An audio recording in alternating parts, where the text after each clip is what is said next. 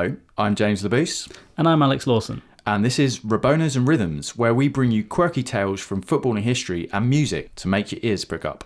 Each episode we take a different country and discuss tales on the pitch and in the airwaves. We're two unashamed football hipsters with an eye for a good story. And we're keen to hear yours too, so do get in touch at rabonasandrhythms@gmail.com. We're also on Twitter, Instagram and Facebook. This time around we're visiting the land of tango and beef. Yes, it's Argentina. We'll be discussing Estudiantes de La Plata, the club which has lived in the shadow of great rivals Boca Juniors and River Plate, but which earned its place in world football folklore by creating the style of football which would see the national side branded animals by Sir Alf Ramsey. Of course, Argentina also invented one of the world's most loved dance styles. We'll tune your ears to the sound of the king of tango, Carlos Gardel. The master of the 3-minute tango was a heartthrob to millions, but led a double life until his horrific death in a plane crash, which sparked national mourning. We'll be speaking to well-travelled University College London professor Stephen Hart about the impact of Gardel and tango on Argentinian culture. And then, of course, you have someone like Carlos Gardel, who was a wonderful actor as much as a wonderful singer, and worked with a songwriter and had a great presence as well in some of the videos you can see of that time. Maradona, Carlos Gardel, and Eva Perón, they are icons. Hi, I'm Matt Letitia, and you're listening to Rabonas and Rhythms.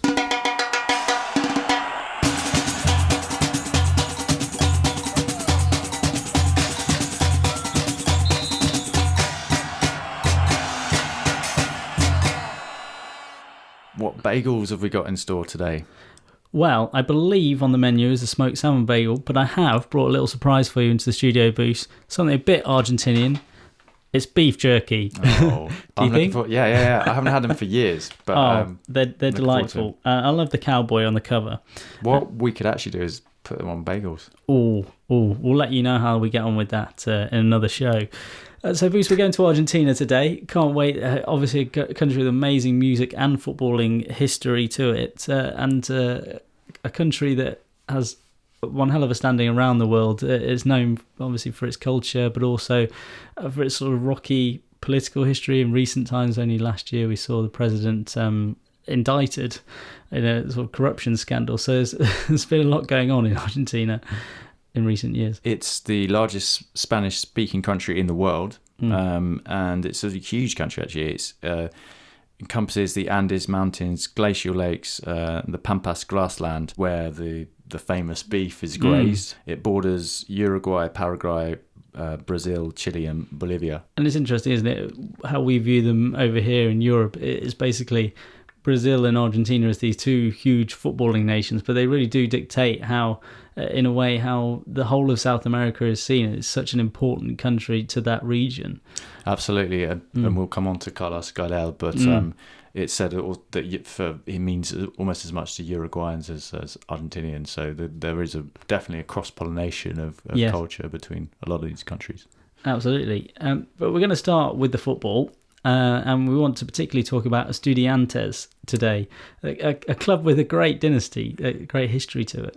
Absolutely. Estudiantes, you've probably guessed, means students. Yeah. They were formed by university students in 1905. And Alex, do you want to tell me a bit more about that story? Yeah, it was interesting. Basically, these students have been playing loads of indoor sports, hockey, netball, basketball, things like that. And then they've been playing football inside, but they wanted to establish a team that played outside naturally, and there was a little bit of division, so they sort of spun off and did this other side. Before long, they established a name that was quite weird, a nickname. They're called the Rat Stabbers. And that's Pincharratas in Spanish. That's right. So there's two reasons to this. First of all, Felipe Montedarnica spent a lot of time chasing after rats. He was actually associated with the club, and you see him in many of the early pictures. He's right there. So they had rat-catching links. But also, there was a lot of medical... Was that because he was a lab technician, or what's the story there? I think he was just in charge of sort of cleaning the streets. But I think he may have also, as you say, had a link to the medical students who were part of the squad as well. Who again sort of were testing out on rats, hence the Rat Stabbers. But it would become, and they were a good side, they were well established after just a few years. But that Rat Stabbers name would almost become sort of prophetic in the way the team was viewed, and this is what we mainly want to talk to you about, is the team of the 1960s who became infamous for their style of play. Feisty, I think, would be a natural description, right, Boos? Absolutely. They had this brand of physical, uncompromising football, and not just physical, but also they would just stop at nothing to win. And that would involve psychological kind of warfare and all kinds of things. I think we mentioned at the top of the show they've sort of been in the shadow of Boca and River, and in this period they won 3 titles consecutively, and in all they've won 5. But this team is still very much revered and seen almost in the way of a Leeds or maybe the Crazy Gang. They've got a Wimbledon vibe to them, haven't they? Definitely. I'd say they were slightly better at football possibly than Wimbledon. Arguably so, but did they ever win an FA Cup? No, they didn't. Didn't even enter. There you go. Poor. It's proved. Yeah. But in particular, it was internationally that they kind of made their name, and as one of the first Argentinian teams that people had really heard of over here. And they played in the World Club Championship. Perhaps had more status than it does now in a way in that time. And it was.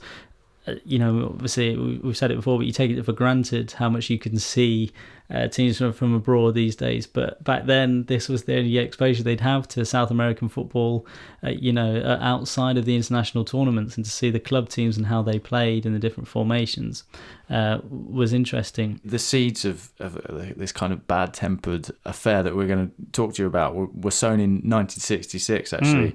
There was tension between England and Argentina during the World Cup quarter-final at Wembley. Yeah, it became an infamous game, didn't it?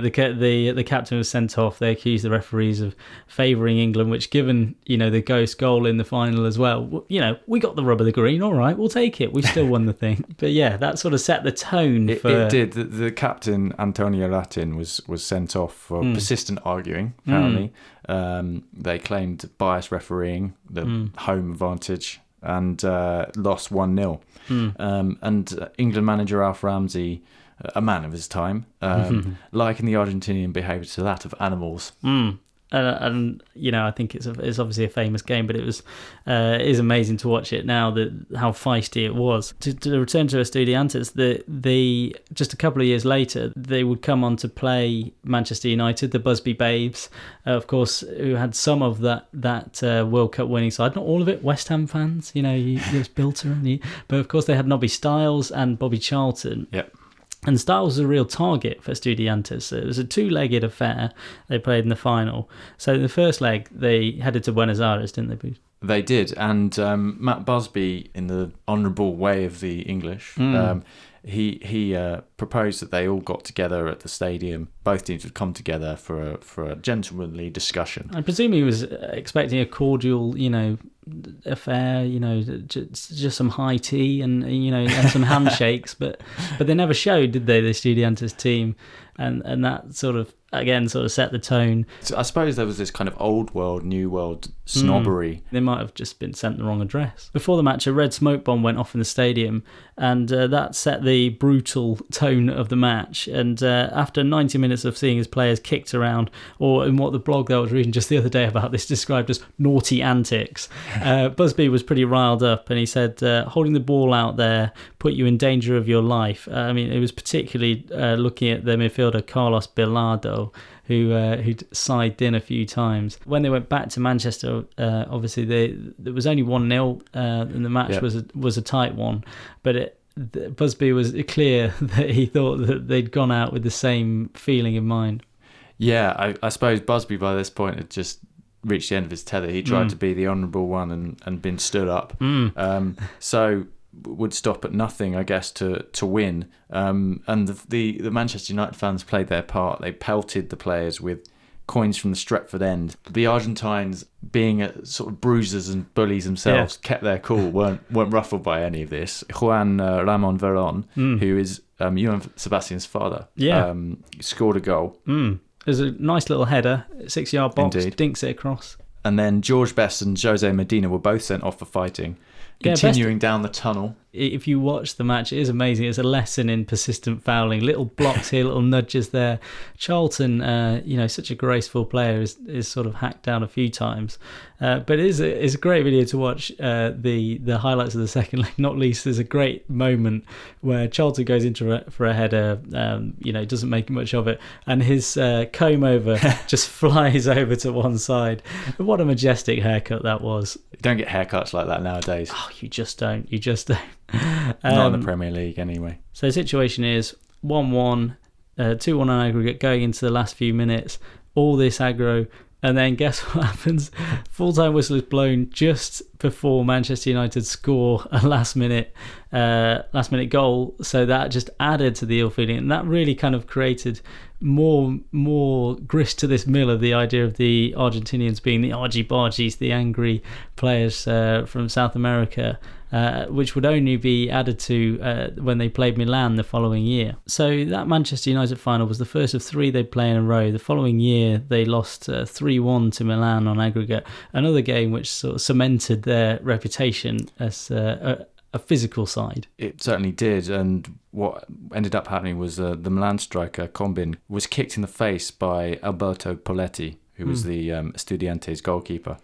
Poletti was then banned for life. And then the final of the 3 was a 3-2 defeat to final, and that really ended that era for Estudiantes, which is a real shame because it's a team with an incredible amount of, obviously, history. It sets the tone there of relations between England and Argentina on the football pitch, and obviously Argentina would win the World Cup in 78, and then in 86, of course, we had the famous game with Maradona's Hand of God, and relations between the countries in that time. And obviously, we'd had the Falklands War. And I was actually myself born during the 1986 World Cup. So it's interesting that then when we get to England and Argentina's next big game against each other, the 98 World Cup, that you have this sort of strength of feeling that is built up over these sort of marquee games and incidents between two countries on the other side of the world. And you could say probably after Germany is England's greatest rival. Scotland, we don't play big tournaments, so it's interesting, this relationship.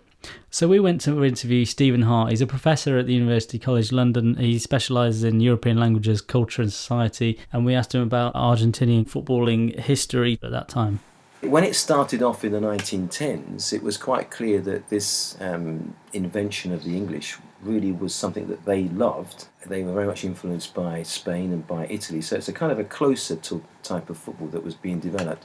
And then, of course, in the 1930s, they had a number of players in which they talked about called the professionals, los profesionales. And what all they simply did is that they kind of talked to each other ahead of time, and it was really tactics, and said, well, we'll pass to you, and we'll move this up the field this way. And then there was the ugly side, which happened in the 1960s. But of course, when one looks back at it, what was interesting about what they were doing was they were using violence in a way that wasn't really quite etiquette at that point in time. In other words, deliberately, and thinking about what they were going to do and who they were going to do it. It was actually Nobby Stiles they picked on, didn't they? We know that.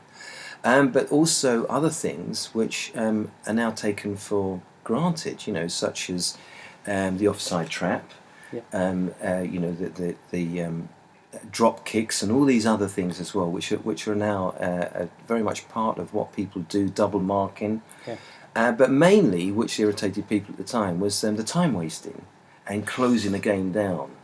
And of course we've seen that as well at the national level. If you think about it, there are some similarities between different expressions, as people would say, of the Argentine soul. Yeah. And that can also be a happy-go-lucky kind of side to it as well. But it can also have, as it were, something of the night about it as well, I think. And we saw that then, and it then sort of changed football, and people became disillusioned with what football had turned into, especially that someone such as George Best, lost his temper so much that he went mad and then had to be thrown off. In the 1970s, when Argentina won the World Cup, as we know, it was quite clear that for many of the players, they thought that they had to do this for their nation. And some of them were told by the military junta, you do need to do this because you are in, as they called it, a grupo de muerte, because they were with France and Italy.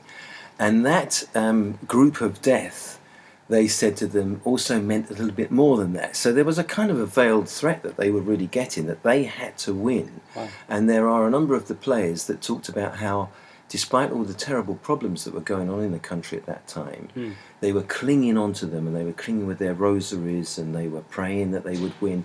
And it was so important to them that they knew that they had to do it. Now, of course, there's lots of discussion, isn't there, about whether it was a dirty game. There's this idea in Latin America, isn't it, that, Brazil, it's the beautiful game.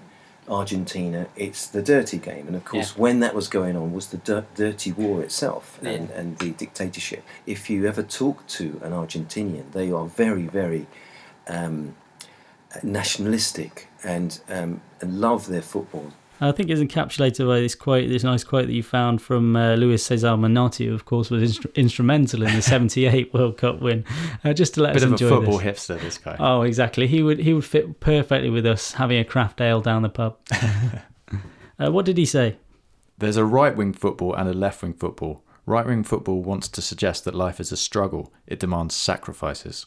We have to become of steel and win by any method, obey and function. That's what those with power want from the players. That's how they create retards, useful idiots that go with the system. Stirring stuff. You can imagine, when Gerrard always does his little huddles with the players on the pitch, says, obviously don't slip up. And not to bait you as a Liverpool fan, Bruce, but you think if he'd had the words that he had there, maybe he could have got over the line with that Premier League win. Right, I think, Bruce, it might be time to talk about some music. Rabonas ve Rhythms, dünyadan futbol ve müzik hikayeleri.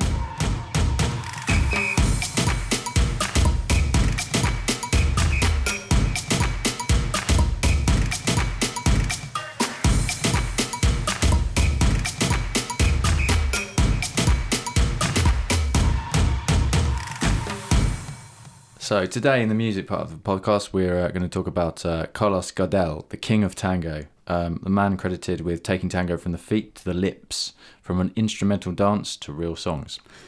Yeah, before we come on to the man, Carlos Gardel, I just wanted to give a shout out to a couple of other Argentinian artists that I'm really sure will appreciate the Rabonas and Rhythms love. One of which, one of my long-time loves, the Gotan Project. Please know you're a fan as well. They sort of take elements of tango, don't they, and turn it into an electronic style.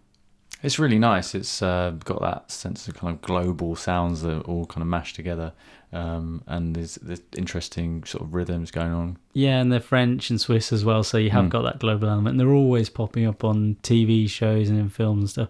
I think it was even in Sex and the City. I was watching with my wife recently. Let's just roll on past that one. I also want to give a shout out to the Caroni sisters. If you haven't watched some of their videos, they're amazing, incredible, aren't they? They've got a really interesting set of instruments they use. I mean, they kind of mainly focus on the cello and the clarinet, but it's it's kind of modernising classical music, isn't it? But it's Carlos Gardel that we wanted to tell you about. Well, it's worth noting that all this comes from tango. Yeah. Both the artists we mentioned there are influenced by tango, as are countless others. What exactly is tango, Bruce? Tango, before Gardel, started in the 1890s as instrumental music, danced to in the favelas of Buenos Aires. The timing is a 2/4 or 4/4 timing. There's an urgency to it, and I think that's why it's such a passionate dance, isn't it? Because it's got that feeling that the world is going to end if we don't dance right now. And Gardel himself was very romantic, and he was master of the romantic song. We asked Stephen Hart about the impact of tango and Gardel and the Argentinian economy. It's actually quite a wonderful, a very beautiful dance, but it's kind of almost got a controlled violence about it, if one wanted to put it in those terms, so in some ways that reminds me of some of the intricacies, let's say, of the footwork of some Argentine football players that we could talk about later, of course. But I think there's a kind of a similarity there. Even samba itself, which are very much like Brazilian football. There's a kind of a sway and a dance to it. Can you tell me what Argentina was like in Gardel's time? Well, I think the real characteristic of Argentina at that time would be the wealth of immigrants from Spain and also from Italy, and they were called the golondrinas, in other words the swallows, which actually you could get at that time and this would be from the 1880s onwards to 1910s, 1920s. You could just get on a ship in the south of Italy or the south of Spain and just go for nothing to Argentina. So that was the one of the main characteristics of it. Apart from that immigrant population in Buenos Aires, the other thing was the enormous wealth of the country at that point in time. Essentially, they were selling beef to Britain. And by 1906, they were the 7th richest country in the world. So the origins of tango are really interesting in the sense that what you've got is in about the 1870s. You've got lots of some of the Negro slaves who are actually dancing, and then they're very suggestive, as it were, sensual dances in the River Plate. And what that was actually banned by the Argentine authorities at that time. And over time, it then began to be sort of noticed by the population, and they rather liked these dances. And then it spread to Buenos Aires, and it spread to the working class districts. It also was a dance which was used in the brothels, so it started off in that way. And then it was only really in the 1950s that it really was established, when Juan Perón said, "This is our national dance, and we need to be proud of this." And I think at that point it really changed things. And Juan Perón in the 1950s had such an important figure in Argentina, that he was able to, in a sense, officialised what had been for many years accepted as an important ingredient of Argentine culture. Once it had got accepted in France, and indeed even in England, so there was kind of an English version in the 1920s, wasn't there, of tango, rather stiff version of it, I might add. But once that had actually been accepted, then that gradually went back, as it were, to Argentina, and then they said, we've got something great here, and we're going to promote this. And then, of course, you have someone like Carlos Gardel. And what did he do for tango? Well, essentially what he did was publicised it.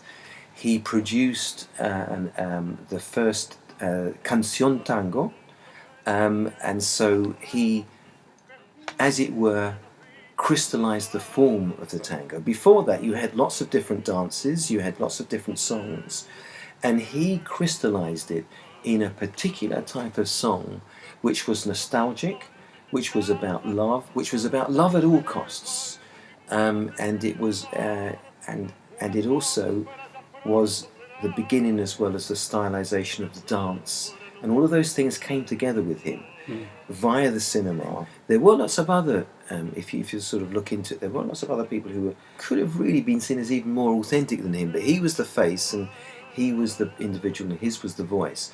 And then, of course, he was willing to go to other places in Latin America. He went to Mexico, he went to Peru, he then went to France, and he was a great hit there. And then at that point, he was the man, as it were. So he essentially crystallised the form. There seems to be the kind of icon and sort of mystery to him, perhaps also because of his looks. Yeah. There's a lot of sort of surface facts, and then that's it. And there's this sort of image of him, and then there's the kind of the real life that he sort of actually led, and that was obviously borne out with having this secret lover who no one knew about. You know, there was a public Gardel and a private one. I mean, I think my understanding of that was that it was very similar to what was done in Hollywood. Of course, there were when some of the Hollywood stars did have their lover, they were told not to publicise that, because that meant that all of the young women of Latin America couldn't fall in love with him, or indeed in France or Germany and Spain, they couldn't fall in love with him. But there's also lots of other mysteries about him.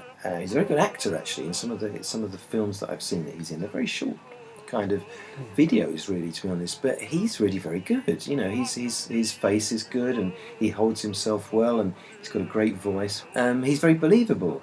But then you have all these stories about his depression and all these other things, and never quite coming to terms with his origins. And we've got some of the rather worrying details, and then we've got this other wonderful image of Gardel singing these beautiful songs, and they are very beautiful. Beautiful words, and were they about his own love affair, etc. So all these sorts of things are so intertwined, you think, and certainly he makes you believe that when he sings them, because he's got that magic. He fills the screen up, he fills up the soundtrack with his personality, because you're really listening to a voice, but you're listening to a personality, I think, as well. And so I think, yes, that that's why people go back to him, I think, as one of the great icons of Argentina. In Argentina, I think in Latin America in general, they love people who have magic. Now, there might be a dark side to some of that, some things that go wrong, but I think that there's an acceptance of people who have that magical touch. Maradona, Carlos Gardel and Ever Perón, they are icons. People want to cling on to see this is what you can do with life, and these people have got something about them. So who is Gardel then? He's a quite a mystical character in a way. There's a lot tied up in the legend of who he was, this iconic figure that's still in every window and bar of every bar and shop in Buenos Aires. If you go there, it's amazing how iconic he is over there and over here where he toured as well. Some of you might be surprised to learn that he was actually said to be born in France, in Toulouse, in 1890. There was a big French population that came, as did the Spanish, Italians, into this melting pot, which was Argentina at the time. And there's been a lot of analysis of trying to dig up his birth certificate. Yeah, indeed, because it seems like he obviously grew up and didn't want to do the French military enlisting, so he fabricated some paperwork. It sounds like it's slightly shrouded in mystery. It said he might have been born in Uruguay, but he was probably born in France, and it sounds like they kind of fabricate papers. And it sounds like he was born out of wedlock, taken by his mother to Argentina. He sometimes says that he was born aged 2.5. But we know there are records that show he was definitely in Buenos Aires aged 6. So, for all intents and purposes, he grew up in Argentina. Left school at 15. He went touring around the country, went to Brazil, Uruguay. With his long-term collaborator, Jose Rosano, they kind of built a bit of a following, and he did, he'd say he sort of made his name on the underground, as it were. But then he changed his style and basically introduced singing and romantic. The idea of a 3-minute sort of love song, very dramatic songs. It was said that some people say that tango is a 3-minute opera. Yeah, and he had this ability not only to really access real emotion, but also tell a story. I mean, there's one song about a horse race, and he was said to love horse racing, and he tells the story of a horse race in 3 minutes. And there's a great video that goes with it. You just see the guy ripping up his stud and Gardel just looking down upon him. It's incredible. There's a nice quote from a brilliant book by Simon Collier published in 1986, where he really tried to get to the truth of Gardel, because there is a lot of sort of mystery around him. And he said this of him: Gardel belonged to a generation of vocalists for whom the voice was always supremely to the fore. The accompaniment to his songs, while often ingenious, is of secondary importance. It is not to be expected that Gardel will ever win a mass following in the Anglophone world, nor would it be at all natural, yet he certainly deserves to be better known. There is going to be a Gardel film at the end of this year, hopefully, so it'll be interesting to see when that comes out, whether that does kind of elevate his position and gets that appreciation. So he died in a plane crash, of course. It was a plane that went down in Medellin, Colombia, and he died along with all his bandmates. Yeah, and that probably created even more of the legend that he was, and his birthday and the day of his death, they're still marked in Argentina. I wanted to leave you with this image. There's a statue of Gardel on top of his tomb. He's there in his tuxedo, hat on. He looks suave, of course, and he's got his fingers out, and basically at all times there is a cigarette lit, it's said, in his hand.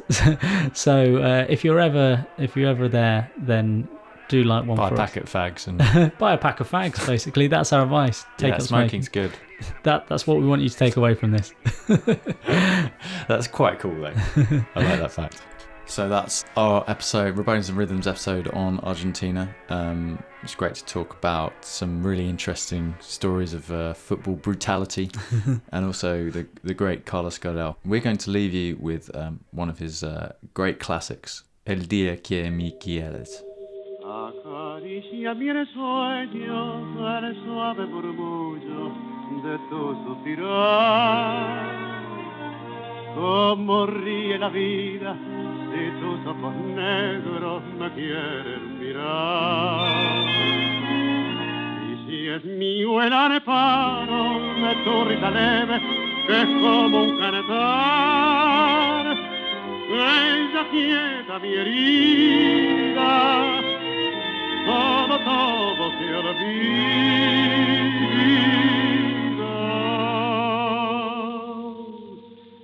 El día que me quiera, la rosa engalana se vestirá de fiesta con su mejor color, y al viento las campanas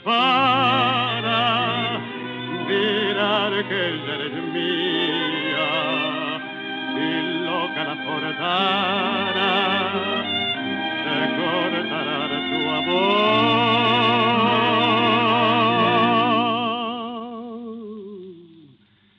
La noche que me quiera, desde el azul del cielo, las estrellas celosas nos mirarán pasar, y un rayo misterioso hará nido en tu pelo, luciérnaga curiosa que verán cara de mi consuelo.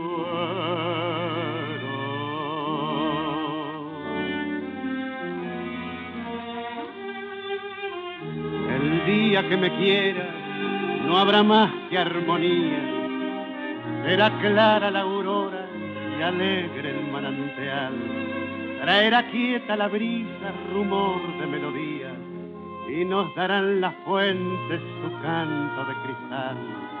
El día que me quiera endulzará sus cuerdas el pájaro cantor, florecerá la vida, no existirá el dolor. La noche que me quiera, desde el azul del cielo, las estrellas celosas nos mirarán pasar, y un rayo misterioso hará nido en tu pelo, luciérnaga curiosa que verán